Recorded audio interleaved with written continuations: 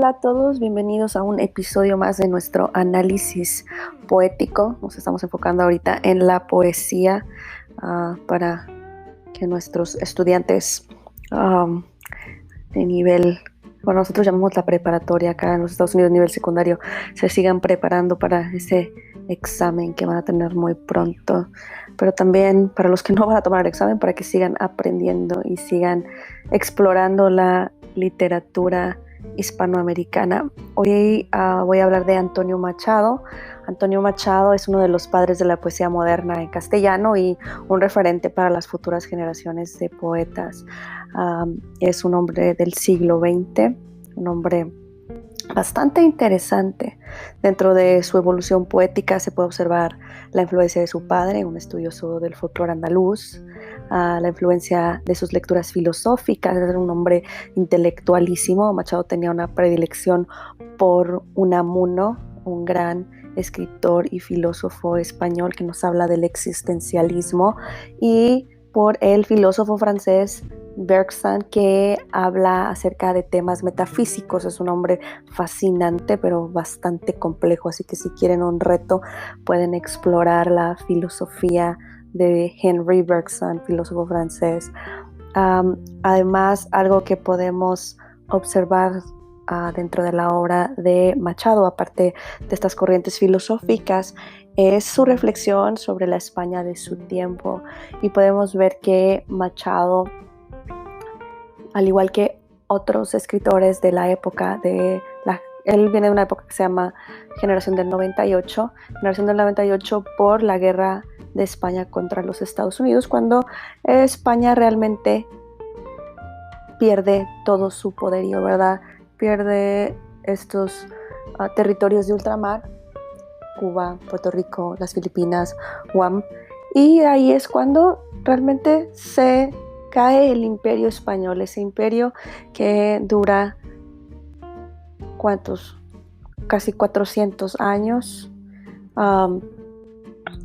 y hay una gran desolación dentro de la comunidad, hay una gran tristeza, hay una sensación de pesimismo, aparte que están ocurriendo muchísimas cosas a su alrededor, muchas corrientes filosóficas. Estas personas, Machado se va a vivir a Francia y bueno, él convive con todas estas personas ilustres y todas estas personas que proponen diferentes ideas. Entonces él está formándose y nos habla de toda esa influencia, o nos refleja toda esa influencia dentro de sus obras. Y vamos a ver el día de hoy un poema que pertenece a su libro de Soledades, que es la segunda versión del libro.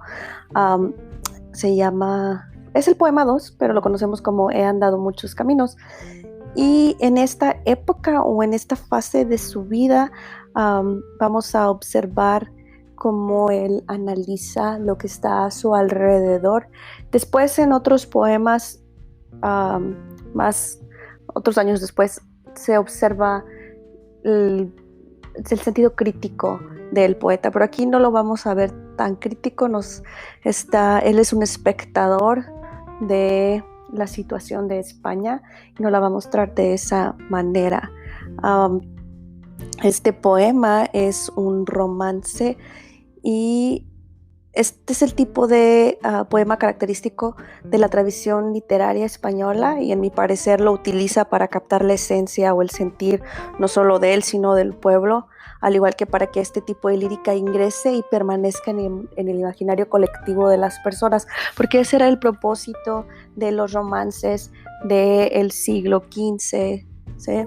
Entonces vamos a ver un Machado nostálgico, pero también serenos, que nos va a recordar nuestra transitoriedad y el hecho de que todos acabaremos muertos algún día. Así que algo bastante fuerte, ¿verdad? Él nos recuerda ese memento mori del que nos hablaban los poetas del barroco. Entonces, sin más espera, vamos a comenzar nuestra lectura.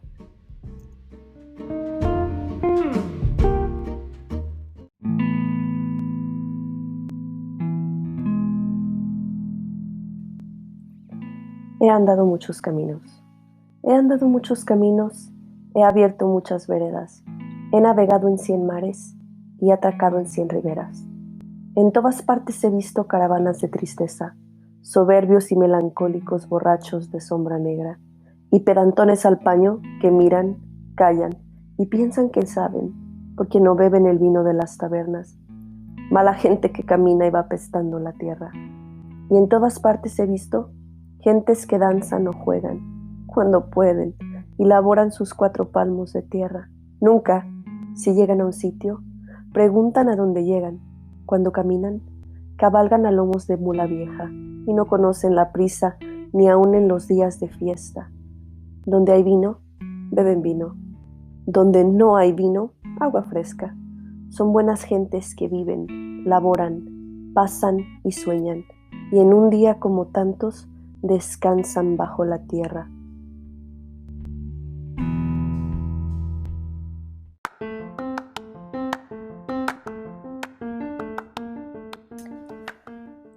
Bueno, ahora llega la hora de analizarlo, y aunque parece que sea un poema muy simple por el vocabulario, realmente no lo es. Es un poema lleno de mucho simbolismo, ¿verdad? Y tiene bastantes figuras retóricas que hacen ese mensaje aún más bello.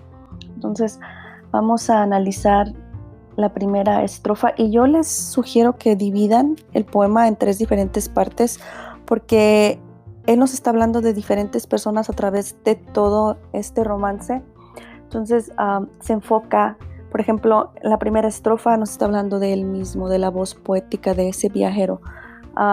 De la estrofa 2 a la 4 nos está hablando de un grupo de personas que, bueno, les anticipo, es la clase social alta o es la gente pudiente. Luego en la estrofa número 5 a la 8 nos está hablando de la gente humilde, de la gente del pueblo. Entonces, por eso para los estudiantes va a ser más fácil que lo puedan analizar de esa forma, y para los profesores que estén escuchando, me imagino que ellos también lo utilizan así, o quizás lo dividan de 2 maneras, o quizás no lo dividan, ¿no? Para mí ha funcionado el hecho de que lo dividan. Mis estudiantes realmente lo pueden captar y digerir muchísimo más rápido y más fácil. Entonces, en la primera estrofa, la voz poética nos dice que ha andado muchos caminos, ha abierto muchas veredas, he navegado en 100 mares y atracado en 100 riberas. ¿Y qué es esto? Esto es un llamado de atención. Nos está diciendo, pongan atención, esta es la voz de la experiencia, y esto se llama captatio benevolentiae. Bueno, es una palabra en latín, quién sabe cómo se pronuncia, traté de hacer lo mejor que pude. Pero él nos dice, ¿verdad? Yo conozco todo esto, por favor pongan atención, porque como dijo Don Quijote, y le dijo a Sancho Panza, el que lee mucho y anda mucho, ve mucho y sabe mucho, ¿verdad? Entonces hacemos referencia al hecho de vivir. El hecho de vivir nos da más sabiduría. ¿Qué hace en esta estrofa a la vez? En esta estrofa está utilizando, bueno, la hipérbole, porque está exagerando al decirnos que ha navegado 100 mares, ¿verdad? ¿Cuántos mares hay en el mundo? Y también utiliza una construcción sintáctica. Él aquí nos tiene predilección, especialmente en esta estrofa, por el presente perfecto. Y ese presente perfecto nos está diciendo que la acción se realizó en el pasado, pero continúa realizándose hasta el presente, lo que indica que él continúa navegando, que él continúa sabiendo, que él continúa aprendiendo y él continúa observando, lo que le da o lo que lo dota de más sabiduría, más que nada, no más que inteligencia, más sabiduría. Entonces, después viene a describirnos a este grupo de personas, ¿verdad? Nos viene a describir lo que ve. ¿Y qué es lo que ve? Bueno, en todas partes he visto caravanas de tristeza, soberbios y melancólicos, borrachos de sombra negra. ¿Sí? Y en esta estrofa, esas caravanas de tristeza nos están describiendo esa sensación, ¿verdad? Nos está describiendo a estas personas que van tristes, van por el mundo con pesadumbre, y a esta figura retórica se le llama sinestesia porque nos describe el sustantivo en términos de una sensación. Y después nos dice, ¿verdad?, que hay otras personas soberbias y otras melancólicas y otras borrachas de sombra negra. Y aquí esta gente borracha de sombra negra quizás se refiere a esa gente que no aporta nada positivo, ¿sí? O a esa gente que es simplemente indiferente a las cuestiones, a los problemas, a los conflictos que tengan los demás, o gente negativa, ¿verdad? Esta gente borracha no se percata de la realidad, no le importa la realidad de los demás, ¿verdad? Porque cuando la gente abusa del alcohol, realmente no está en sus 5 sentidos. Entonces, se puede referir a eso. En la estrofa número 3 dice: y pedantones al paño que miran, callan y piensan que saben, porque no beben el vino de las tabernas. Y esta es una de las estrofas más fuertes con respecto a la crítica de este grupo de individuos, porque nos dice que estos pedantones, que son personas presuntuosas, personas egoístas, personas arrogantes, solamente están observando, son observadores y están juzgando, no están actuando de una manera que ayude a los demás. Ellos miran, callan y piensan que saben, pero ellos no están en los zapatos de las otras personas, entonces no pueden juzgar. ¿Y por qué no pueden juzgar? Porque no beben el vino de las tabernas. Y ese vino de las tabernas, una metáfora para quizá decir la tristeza, la pesadumbre que llevan estas personas a cuestas. Estas tabernas son lugares como un tipo de cantina, podríamos pensarlo así, lugares donde la gente va a buscar un tipo de entretenimiento, de diversión, donde se aglomeran, pero las tabernas son para la gente del pueblo. Entonces, y si nos ponemos a pensar, mucha gente se refugia desafortunadamente en el alcohol para tratarse de olvidar de sus problemas o de sus conflictos o de los demonios que los están atosigando en su vida. En la cuarta estrofa va la gente que camina y va apestando la tierra, ¿sí? Esa gente mala, esa gente que en vez de hacer un bien hace un mal, que se aprovecha de los demás.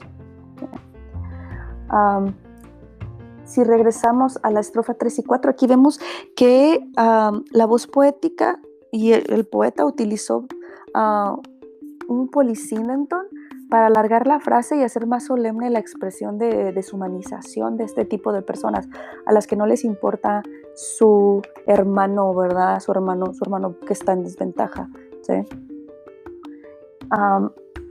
Y digo hermano, ¿verdad?, en el sentido de humanidad, no les importan las otras personas.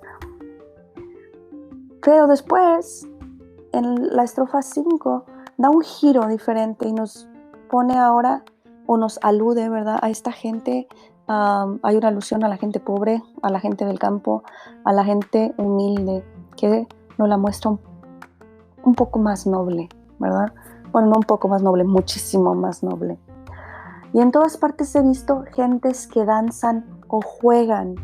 Y fíjense en los verbos: danzar, verbo activo, jugar. Pero luego nos dice, cuando pueden. Danzan o juegan cuando pueden, porque no todo el tiempo pueden, porque no tienen esa flexibilidad en la vida, porque no les ha sonreído la vida como quizás les sonríe a otros que pueden jugar todo el tiempo y que tienen una vida más de goce, de disfrute, ¿no?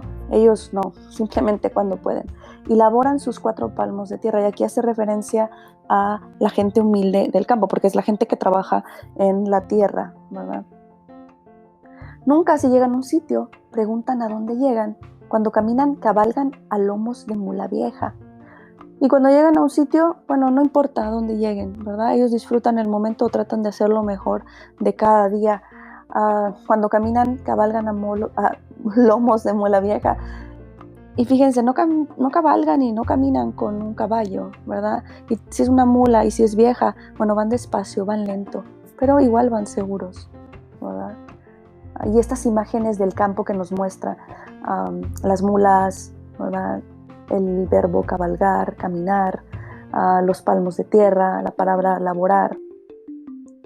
Después, en la estrofa número 7, nos dice: y no conocen la prisa, ni aun en los días de fiesta.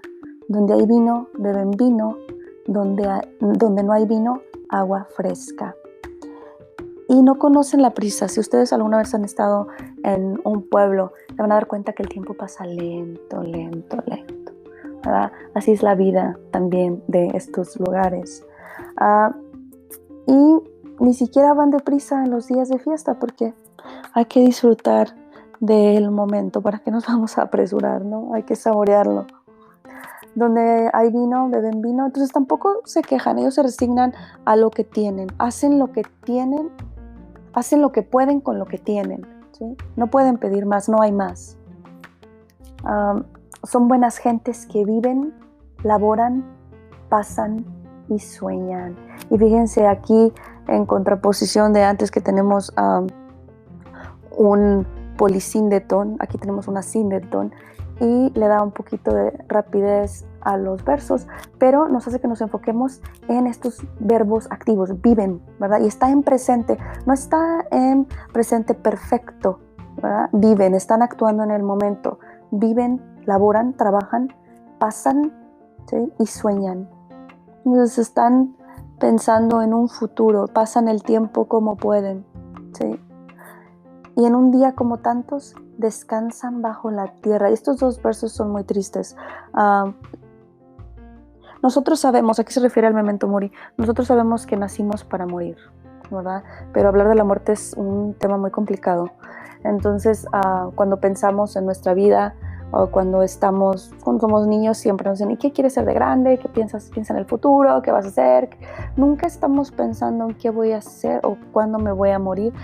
Quizá también eso es un tema tabú para muchas de nuestras culturas. No se habla de la muerte. Se habla de la vida después de la muerte, o se habla del hecho de cuando murió la persona, se hacen los festejos, ¿verdad? Pero el hecho de ese momento al llegar a la muerte es bastante difícil abordar ese tema. Especialmente en este momento, en nuestra historia, ¿verdad? Con todos los conflictos que hay afuera. Pero descansan bajo la tierra. Fíjense que está hablándonos de la muerte de una manera eufemística. Descansan, como cuando dicen descansa en paz, ¿verdad? Cuando alguien se muere ya va a dejar de sufrir. Entonces, el poema realmente es muy fuerte. Cuando lo leemos, muy lindo.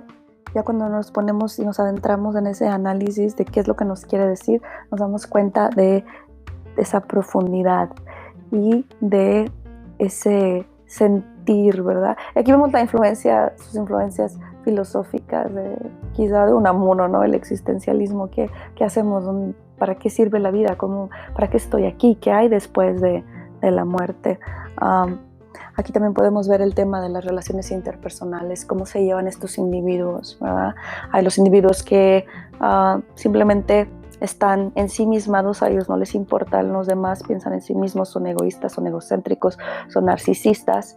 También vemos el tema de las reuniones, ¿verdad? Quizás estas reuniones que tienen cuando hay fiestas son unas reuniones donde hay amistad y no hay hostilidad, ¿sí? Y vemos al individuo en su comunidad. Y tenemos nosotros estos temas, ¿no? El individuo y la comunidad, que es una parte, pero yo me refiero vemos al individuo en su entorno, vemos a esta gente del campo trabajando, viviendo, y viviendo de todas maneras, viviendo en el sentido de sobreviviendo y viviendo en el sentido de aprovechando cada momento que tienen de la manera que pueden. Como ya lo repetí un par de veces, este poema es un romance, que era una manera de escribir típica de la Edad Media, donde estos juglares iban y cantaban estos romances que eran tipo de romance noticiero, y todo esto se quedó en el imaginario colectivo. Entonces se pasó de generación tras generación, y yo creo que así fue, o esa fue la intención de Antonio Machado, porque si nosotros buscamos por ahí en YouTube, hay un cantante que es maravilloso, Joan Manuel Serrat, y él utiliza algunos de los versos de Antonio Machado en sus canciones. Hay una canción bellísima que incluye los versos de caminante no hay camino, se hace camino al andar, ¿verdad? Muy típico de esta época o de esta etapa de Antonio Machado. Entonces, espero que este análisis haya sido bueno para ustedes, que hayan comprendido un poquito mejor, se hayan aclarado algunas dudas.